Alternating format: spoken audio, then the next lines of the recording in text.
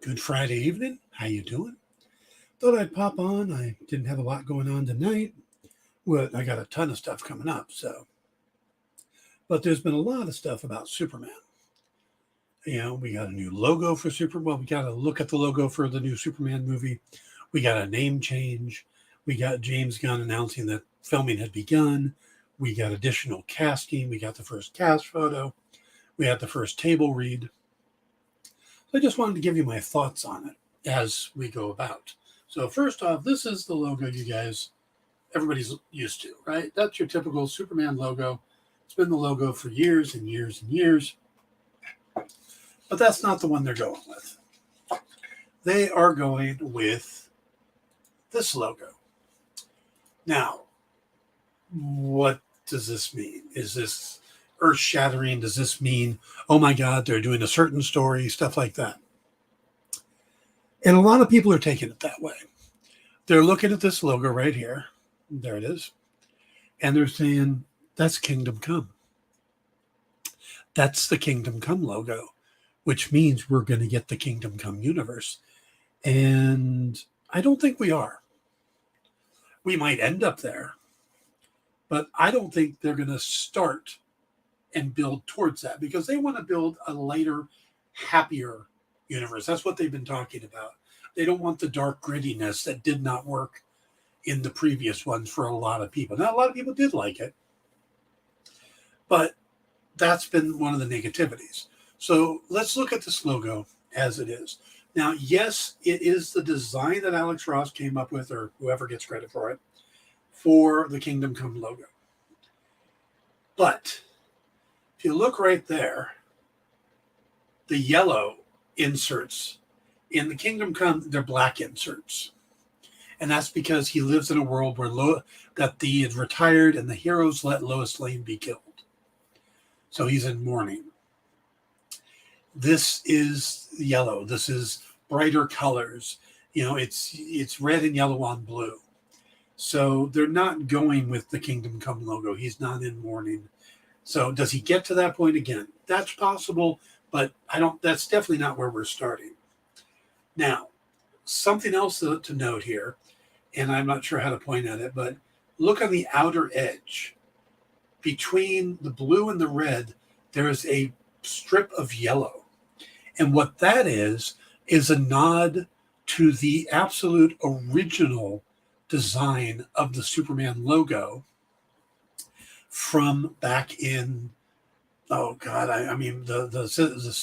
Siegel and Schuster days, the Fleischer Comics days, because they had that yellow retaining line around it. So that's a nod to that. Also, we saw that in Superman and Lois when he had that first suit on. It had the yellow retaining line. So you can see that this is not just the Kingdom Come logo. They put a lot of thought into this. Also, one of the things they've talked about with this particular movie is that it's going to focus on Superman, who is not an origin story. It's focusing on a Superman who's been around a little while, and he's trying to reconcile being raised in Kansas and the upbringing that Kent gave him with his Kryptonian heritage. That's originally why they called it Superman Legacy, even though that name has changed. James Gunn has said that when he wrote the first draft, he was calling it Superman Legacy, but by the time he finished and locked the script, he had decided just to call it Superman. And oddly enough, there's never been a Superman movie. There has been Superman the movie, which is what the actual Christopher Reeves movie was called, Superman the movie. And we've had Superman Returns and Superman 2, and we've had Man of Steel, but we've never actually had just Superman. So it is available. Now, so what I think they're doing is, one of the things that has happened over the years is DC Comics, both in the films and in the comics and stuff, have turned the S more into a symbol. We see it in the movie where Henry Cavill's Superman says, that it's not an S, it stands for hope.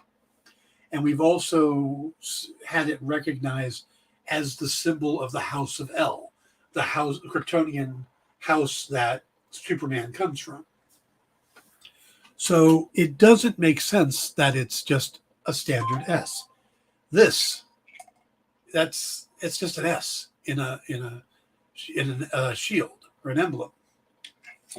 This is a little more alien looking, and I think that's key.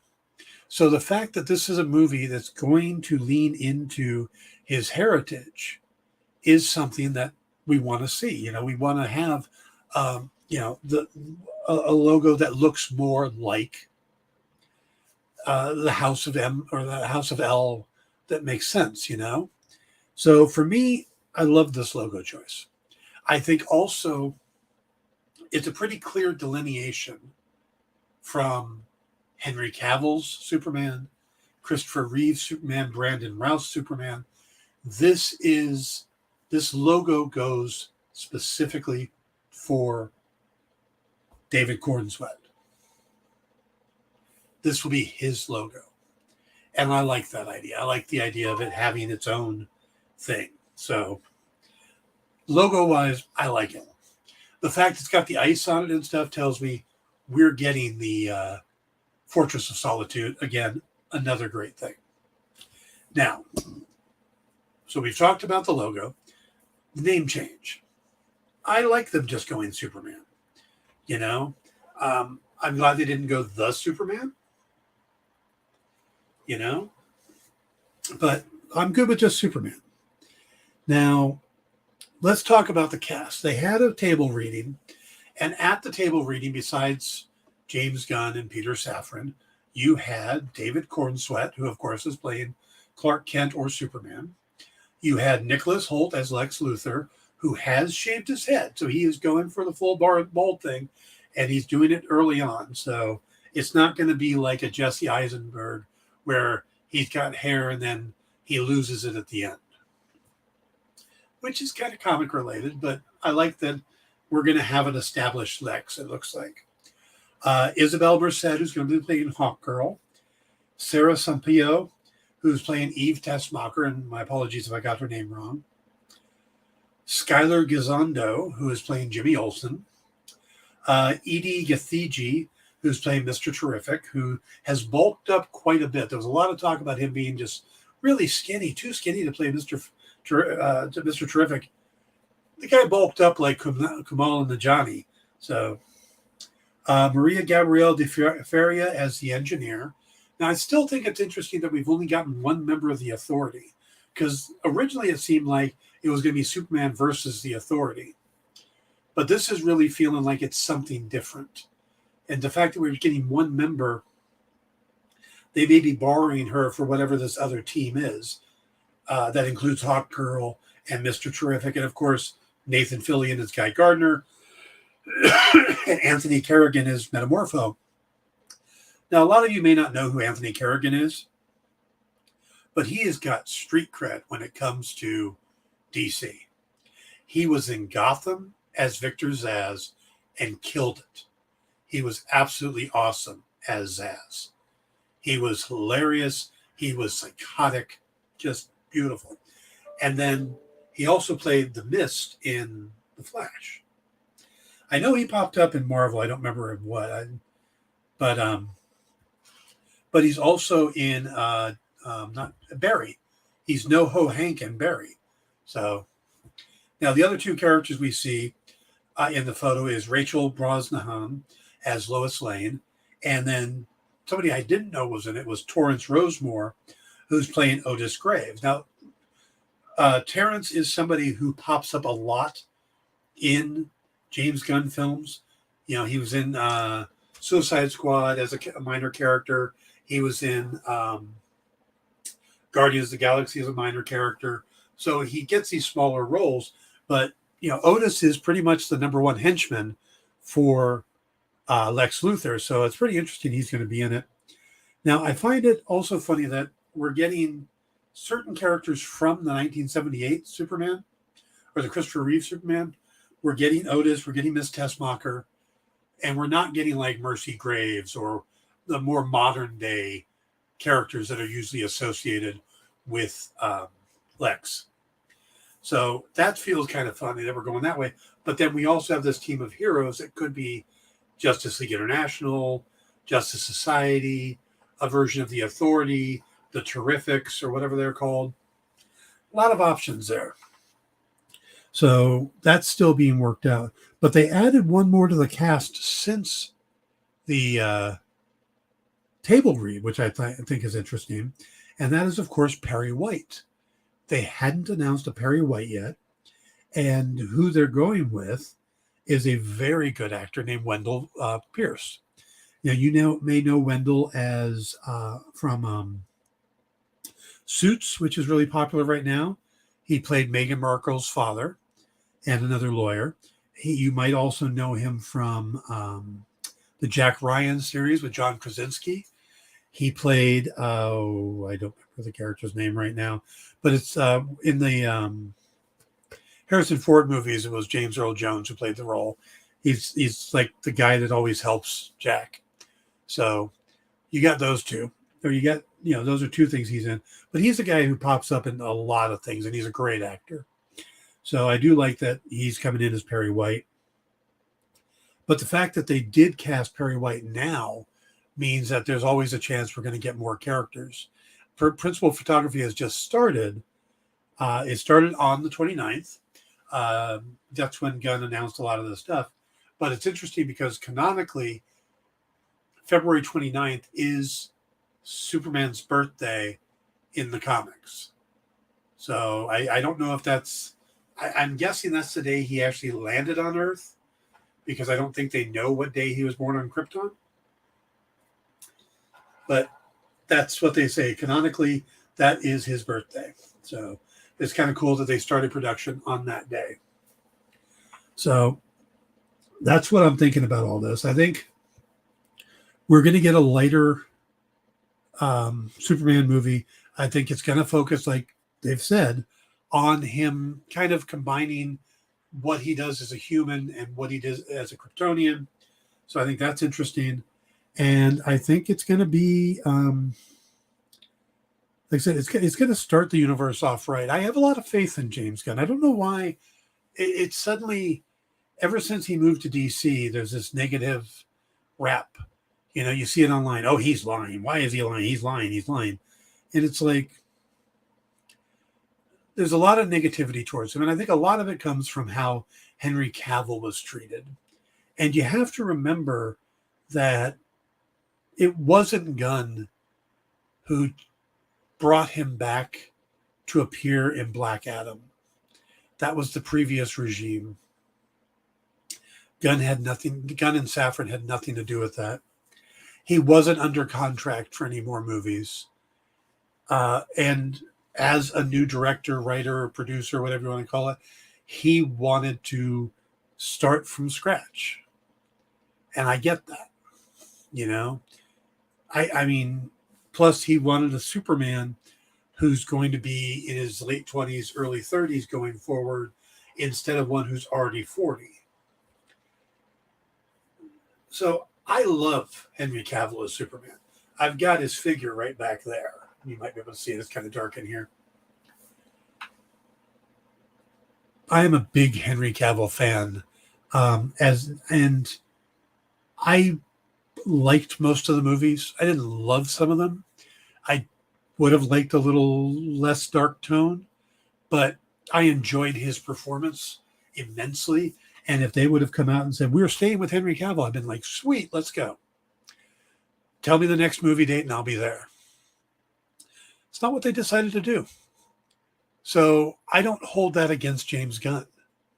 Gunn is making the movies he wants to make. He's being hired to make these movies, and he's trying to do his best job. So I'm not going to knock him for that. I'm going to wait until July 2025, and I'm going to go plant my butt in the movie theaters, and I'm going to watch the movie. And I'm either going to like it or I'm going to hate it. Well, love it, like it, hate it. I'm going to have an opinion of the work. not go in with a predetermined opinion. You know, if this is what Gunn wants to do, then okay, let's see what he does. But he made 3 fantastic Guardians movies. He made a really good Squadron Supreme movie. So why is there so much negativity towards him now?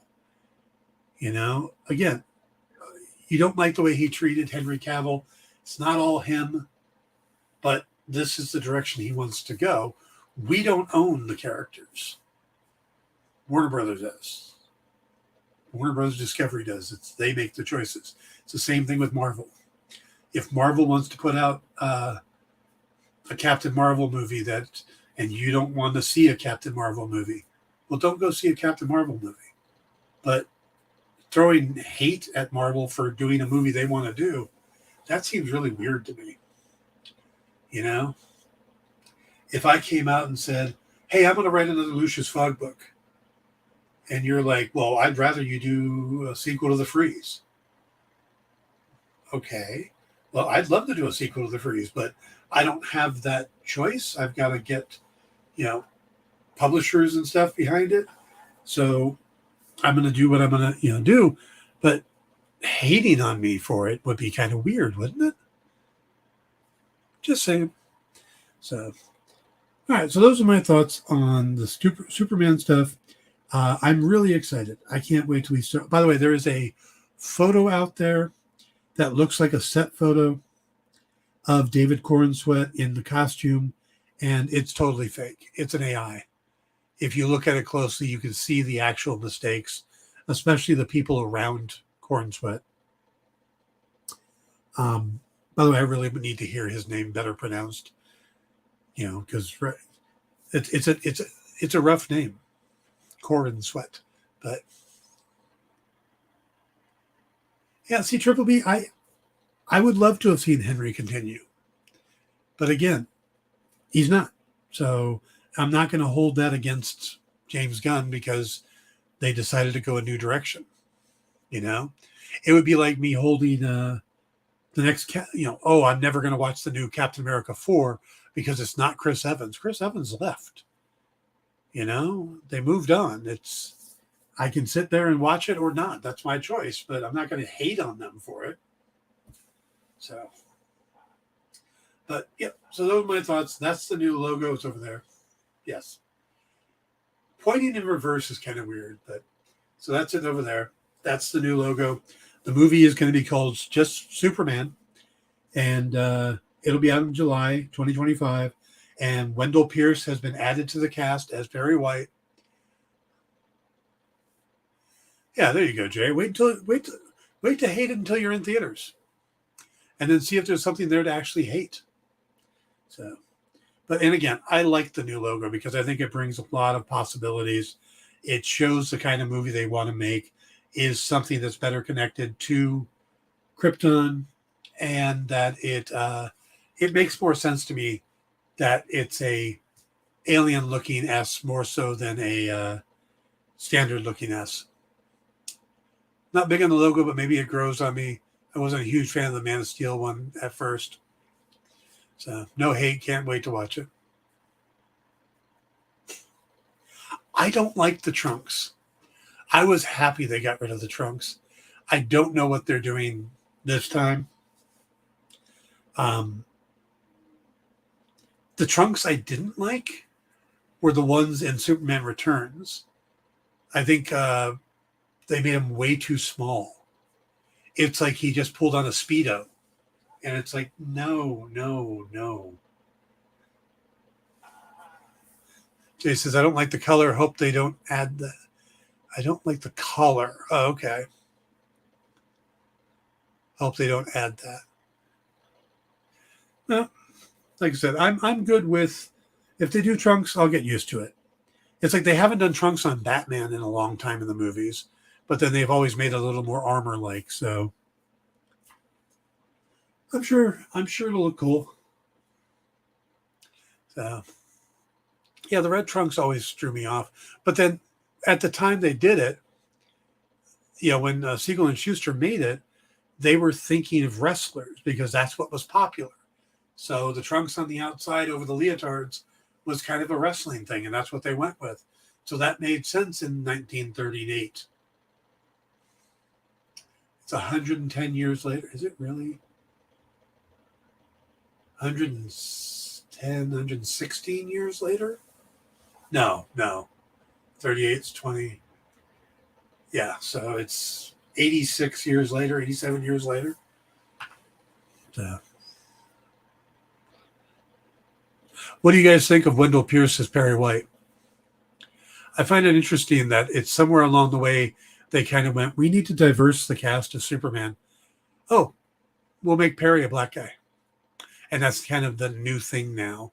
Because Lawrence Fishburne just played him, and now it's Wendell Pierce. I'm good with it. Like I said, they're getting great actors, so that's all I ever care about.